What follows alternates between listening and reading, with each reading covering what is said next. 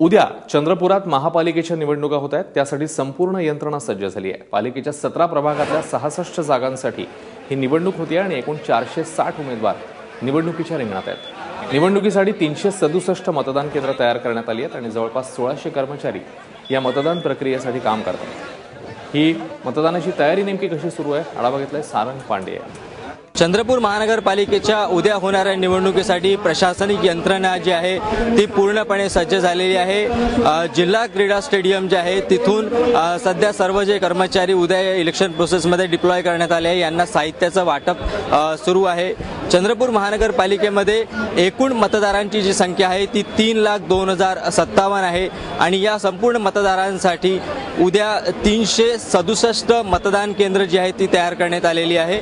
या पूर्ण प्रोसेससाठी म्हणजे मतदानाच्या इलेक्शन कमिशनकडून 1258 बॅलेट युनिट म्हणजेच ईव्हीएम मशीन्स जे आहेत त्या पुरवण्यात आलेल्या आहे आणि ही संपूर्ण मतदान यंत्रणा व्यवस्थित पार पडावी यासाठी जवळजवळ 1600 कर्मचारी जे आहे ते पूर्ण यावेळी डिप्लॉय करण्यात आलेले आहे।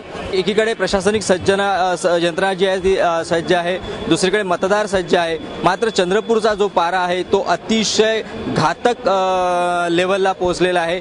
कालचं जे तापमान पाहिलं तर जवळजवळ 45.9 अंश इतकं तापमान जे आहे ते चंद्रपुरात नोंदवण्यात आलेले आहे। त्यामुळे इतक्या मोठ्या प्रचंड तापमानात ही संपूर्ण यंत्रणा कशा प्रकारे राबवायची आणि मतदार कशा प्रकारे बाहेर पडणार याच्यासाठी सुद्धा प्रशासनिक यंत्रणा काम करत आहे।